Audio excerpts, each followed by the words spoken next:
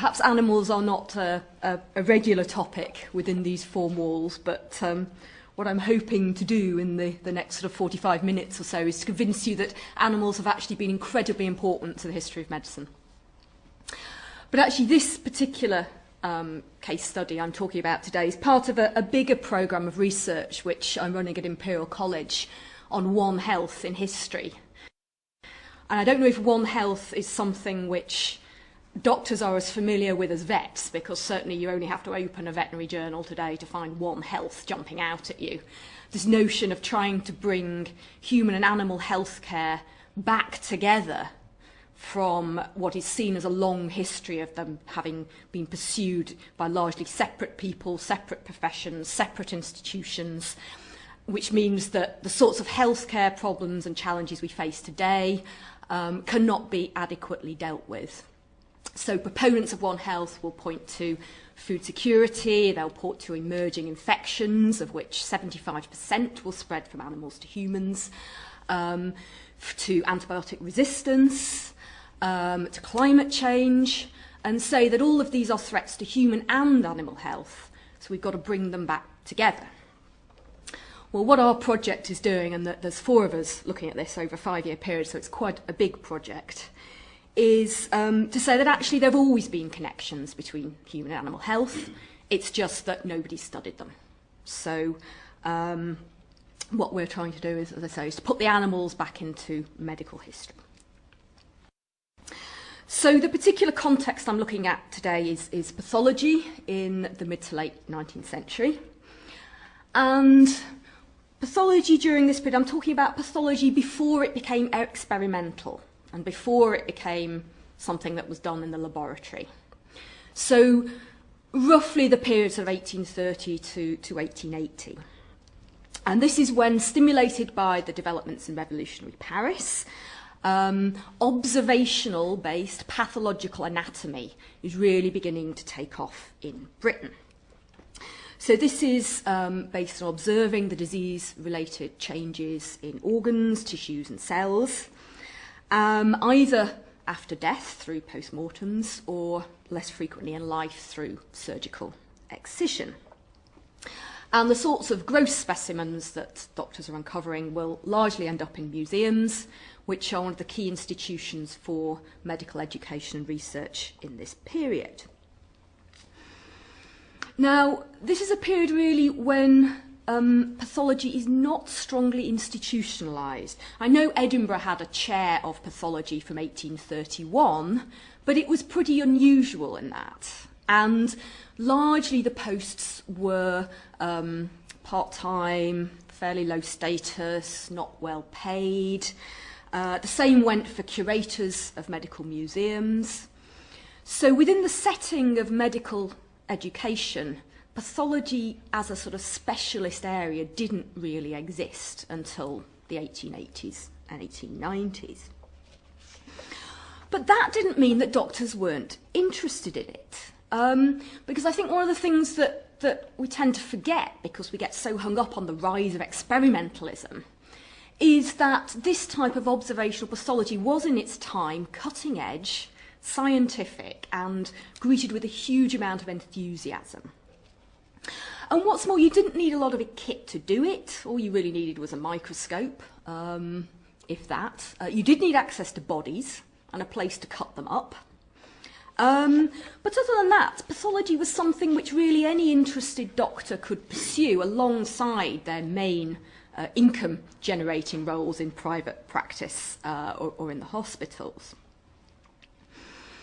So from about the 1830s and 40s, we see a rise of enthusiasm amongst doctors across the UK in this new exciting field of pathological anatomy.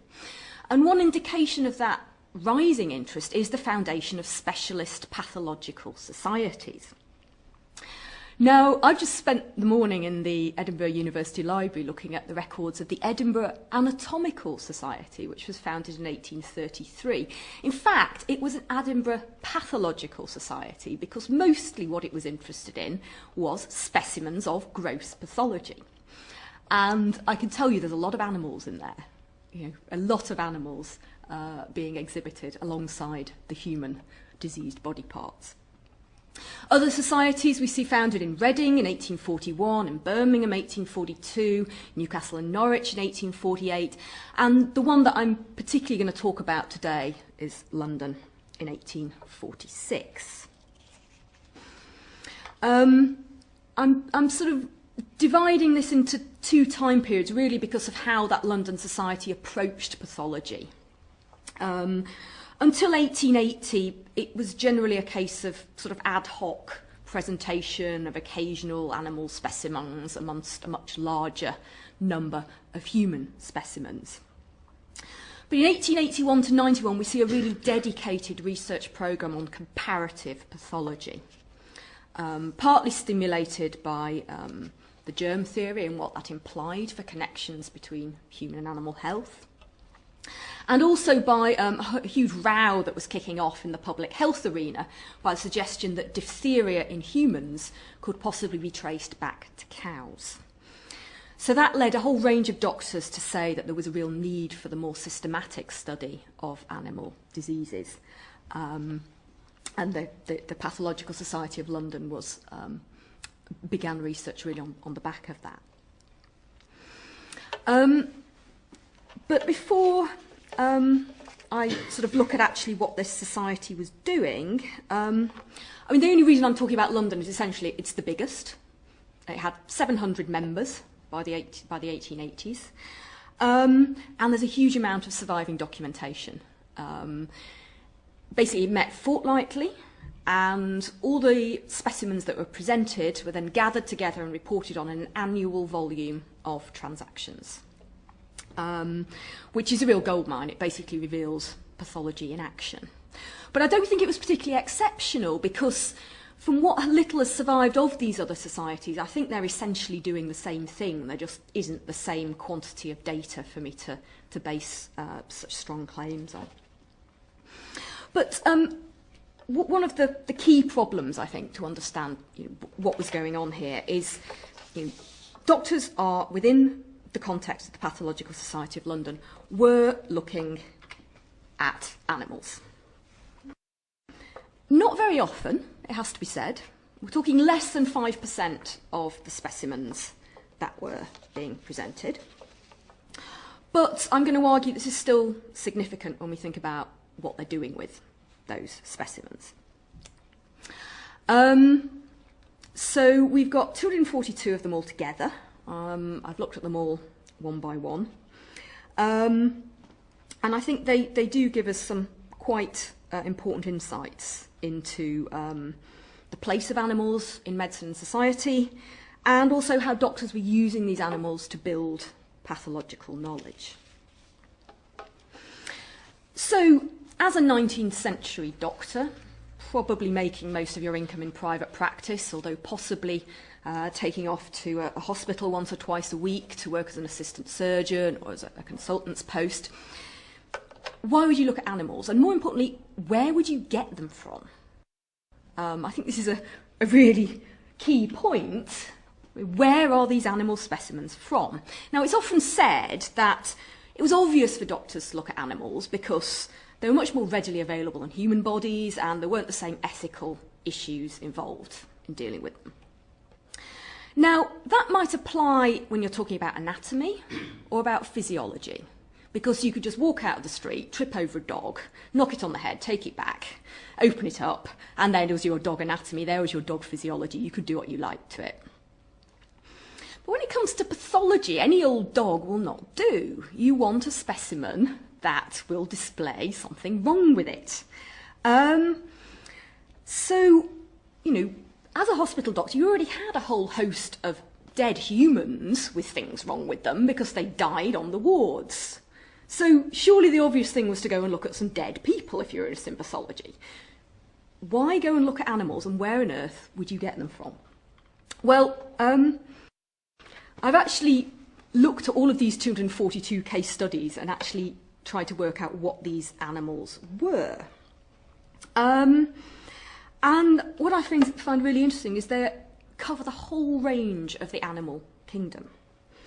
They weren't just interested in noble, valuable horses, valuable animals like horses, or exotic animals that you might find at the zoo, but absolutely everything from farm animals to pets to wild animals. So we find case reports of anything from pet canaries to dogs, cows, pigs, monkeys, bears, lions, flamingos, fish, hares, rabbits, experimental mice. An entire menagerie of dead animals was finding its way into the Pathological Society of London's meetings. And I think this really illustrates the ubiquity of animals within Victorian society, as well as the professional and the social settings in which Victorian doctors encountered them. So in many cases, these animals were acquired in the course of everyday life, because for 19th century doctors, everyday life was full of animals. They all rode and depended on horses to pull their carriages and gigs. But of course, horses were prone to lameness and colic and flu and all sorts of other diseases. Doctors and their patients often kept domestic pets, and we do know that sometimes patients asked the doctor to treat the pet while they were there. Despite the efforts of the public health authorities, there were still many dairies and pigsties and slaughterhouses in urban areas, and livestock were regularly driven through the streets of London on the way to markets. So livestock disease then was much more visible and much more prevalent than today. So to a certain extent, doctors who were interested in studying it did only have to look around them. Retreating to the countryside for their leisure activities, they would hunt and shoot and fish. And by dissecting out their kill, they would sometimes spot interesting pathologies. Animals would be examined wherever the doctors encountered them, in stables, on farms, in slaughterhouses, or they might be taken home for post-mortems within the confines of their homes. The interesting parts would be extracted, mounted, and taken along to Pathological Society meetings. But this sort of ad hoc accidental encounter with the diseased animal wasn't the only source of specimens.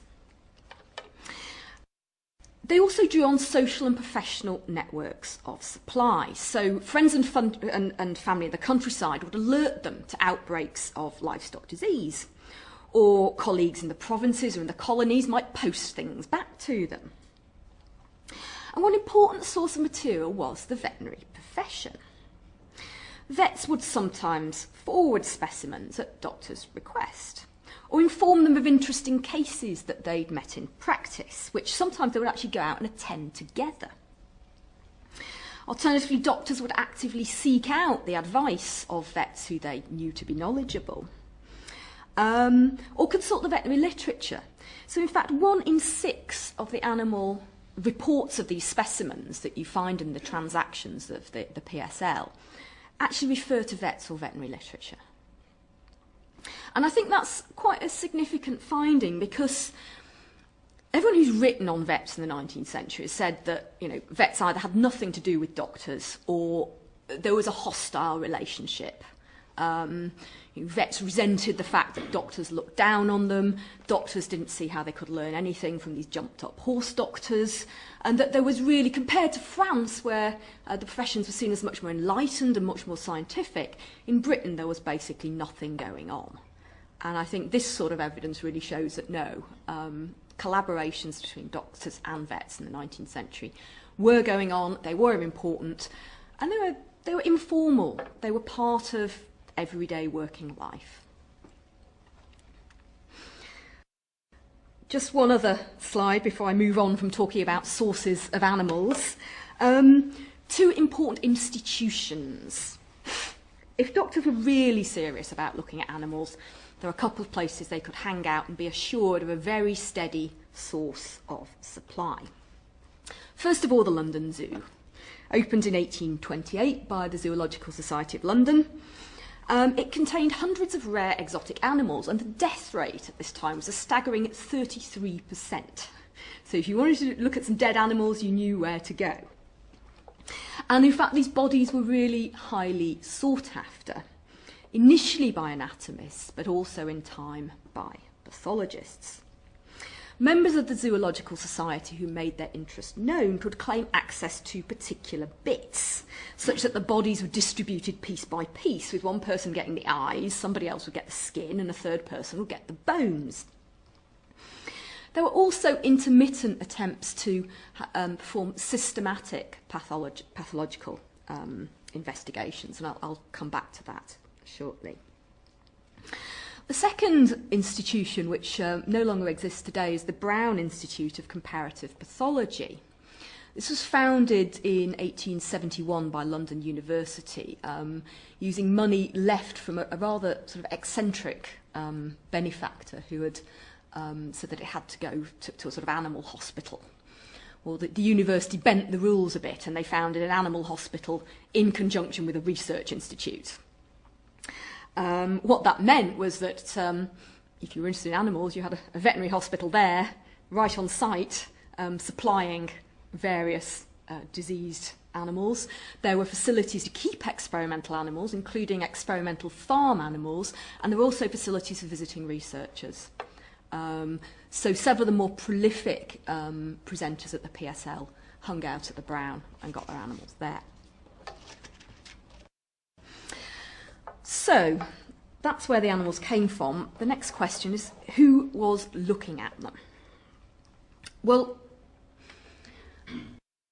looking at the number of case reports that appear in the transactions, what we can deduce is that there's quite a lot of doctors looking at animals not very often, such that the median number of animals reported on is 1. There aren't many doctors looking at lots of animals and building research programs on them. In fact, we have a total of 70 individuals who present animal specimens throughout my period. 46 of them exhibit once, 11 of them twice, and very few more frequently than that. And these are doctors. I mean, although the PSL was open to vets, I think only 7 of them joined in total in the whole of the 19th century. So they weren't particularly actively involved in the Society's meetings, despite working behind the scenes in the development of these specimens. So you could say, well, looking at this, well, you know, how is this significant? This is hardly a research programme. This is just a sort of fragmented occasional interest in animals. Well, why I think it's significant is because in all of these reports, you never see anybody trying to justify what they're doing. There's no attempt to say, this is why I'm looking at an animal rather than a human. And that to me implies that there's just a consensus that animals are a legitimate source of inquiry as for the medical profession, that they saw no fundamental distinction between disease processes in humans and in animals. Secondly, if we consider that the purpose of the PSL was to present interesting and unusual cases, so it's only really the cream of the crop that end up getting presented twice a week in Society's meetings. So beyond that, if we're getting this many in the meetings, beyond that, I think there's a whole host of other inquiries going on. So there's a far greater number of doctors looking at a far greater number of animals behind the scenes. Well, I think my argument that the animals are important is perhaps suggested firstly by the fact that natural history at this point in time was a typical gentlemanly pursuit. We know that many doctors grew up in rural surroundings, they had multiple opportunities to study nature, and animals were already incorporated into the medical curriculum through the inclusion of comparative anatomy. That field really developed in Britain in the 1830s and 40s. I think it was particularly important here in Edinburgh. And it became the bedrock of surgeons' claims to be scientists, because it was through the comparison of vertebrate bodies that they drew their general conclusions about structure and function. So going beyond comparative anatomy to comparative pathology wasn't really a huge cognitive leap. Especially, I mean, you could almost study them in the same body. And that's really what happened at the zoo. You know, if a rare animal died, you would have the anatomists and the pathologists all looking at it at the same time for different purposes. But there were a handful of doctors who exhibited animals more frequently, at the sort of higher end of the scale. They included men like Frederick Eve and Sam Shattock, who were museum curators. So it was their job to build those museums, and those museums had animals in them. You know, they're associated with the medical schools. The bulk of their specimens derive from clinical cases, but you still find specimens, especially in the bones and especially in the urinary calculi, you find animal specimens in there. And there were two other enthusiasts who took advantage of the brown, as I described previously. But by far the most prolific are these two chaps. And I think with these men we can really truly say that there was a research agenda in comparative pathology. I don't have a picture of Edward's Crisp, but he was responsible for about half of the animal specimens that were exhibited at the Society between its time it started in 1846 and his death in 1882. He was the son of a gentleman farmer, and he initially followed a very conventional career as a surgeon in practice while writing papers for medical journals. He then wrote a larger work on the blood vessels and won a prize from the Royal College of Surgeons, and that encouraged him to try and upgrade. So he decided he was going to become a physician. He went off to Paris, he went off to Ireland, he came back, he presented himself at the Royal College of Physicians in London, and they rejected him. So he was absolutely outraged. He's already been practicing for years. And he sort of joined what was then the ongoing campaign for medical reform and the multiple attacks that were going on at the London colleges at that time. And he even found his own journal through which to criticise the colleges. So without his membership at the Royal College of Physicians, he wasn't really eligible for a hospital appointment as a physician. So he didn't have access to human bodies. So instead he carved out a role for himself as an expert in comparative anatomy, physiology and pathology. He had family in the countryside, his brothers were farmers, he was forever getting told about outbreaks of disease there. He also had a whole colony of birds and experimental animals in his back garden in Chelsea, and a personal museum of animal body parts which contained more than 5,000 specimens at his death. But the bulk of his findings were drawn from London Zoo. In 1851 he was given permission to examine all the animals that died there, and special facilities for that purpose. And he justified this activity by saying that all the great activities in physiology had been made by experiments on living animals in a state of health. But why should not their diseased conditions be turned to account? Why may not brute pathology hereafter clear up some of the doubts and difficulties of our art? On his death in 1882, the Pathological Society of London reflected that so far as this society is concerned, Crisp may truly be called the pioneer of the study of comparative pathology. By then, the Society had turned its attention to dedicated studies in this field, and our second pathologist, John Bland Sutton, was the figure selected to perform that work. He exhibited on 27 occasions in the period 1880 to 91. He was also the son of a farmer. He'd had extensive training in anatomy as a student and was working as a demonstrator at the Middlesex Hospital when he was invited to help advance the Pathological Society's interest in comparative pathology. In fact, the suggestion of dedicated studies came from the president at the time, Jonathan Hutchinson, and it led to an appointment of a committee in 1881 for the purpose of obtaining, exhibiting and reporting on specimens of diseases and injuries in the lower animals, and especially to make use of the material available at the zoo gardens, which is why he's cutting open a crocodile. So Bland Sutton regularly attended the zoo to watch post-mortems. In his spare time, he would hang out at the animal and bird cages and try and gather stories about their habits and their domestic lives.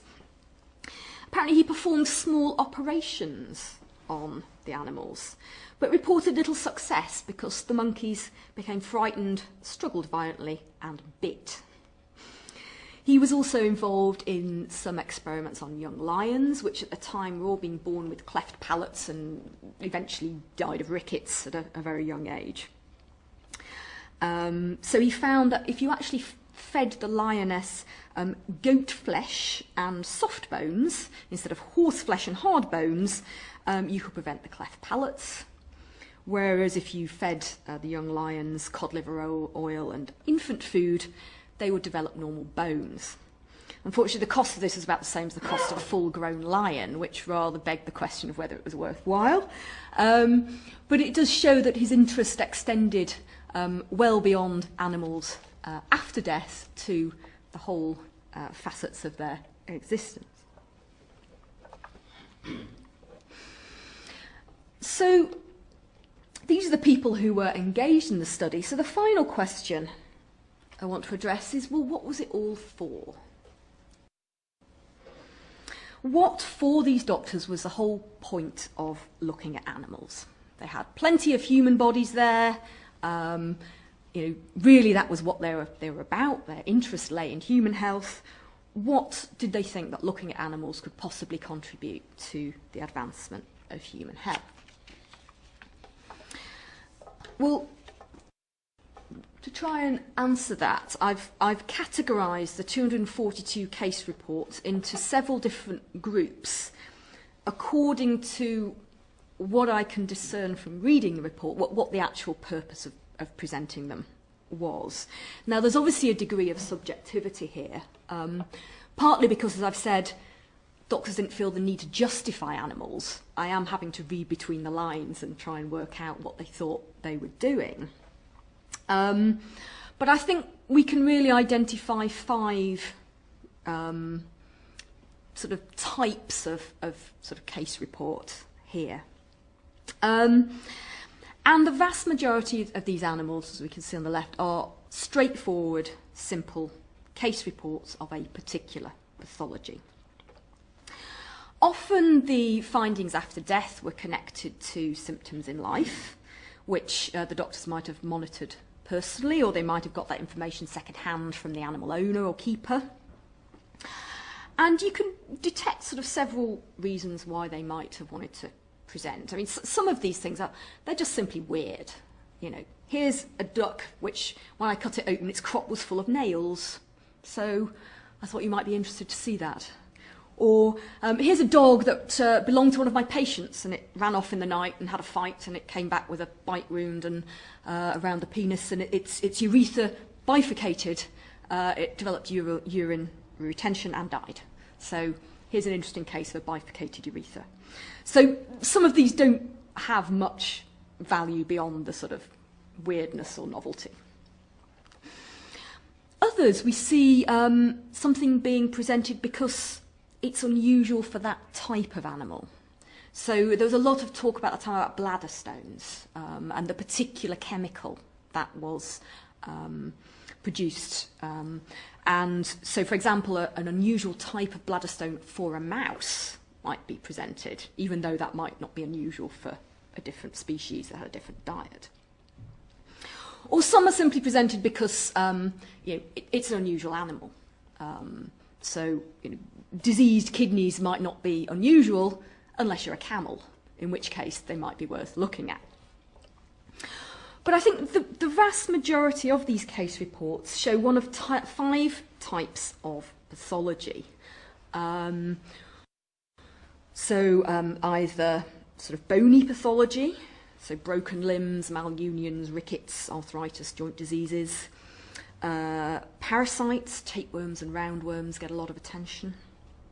As I say, bladder stones are a topic of great interest. Tuberculosis especially, tubercle, is presented frequently, and cancer. Now, I think it's sort of significant that those 5 types of pathology are also the 5 types of pathology that your surgeons and physicians are most concerned with and most likely to encounter in day-to-day practice. Surgeons in particular, mostly what they were dealing with was accidents, broken bones, people getting run over, tumours they could cut off, bladder stones they could cut out. Those are the pathologies they encounter most frequently, and those are the pathologies they're seeking to learn about, obviously in a lot of human specimens, but also in specimens of animals. And I actually suspect that in these cases, it doesn't actually matter that it's an animal. Doctors have simply found another example of a pathological process that they are directly concerned with. Whether it came from a horse, a camel, or a mouse, the pathology was essentially the same as that encountered in humans. So what they are comparing is the normal and the pathological, not one species to another. As I say, these are the sorts of specimens that then end up in the museums of medical schools. Again, suggesting that medical students have something to learn from looking at bony pathology in the dog, because it's just bony pathology that just happens to have come from a dog. To go back to the other 4 categories I have here, pathological analogy. You see a lot of analogies between different diseases drawn in the middle of the 19th century. It's a much used term at the time.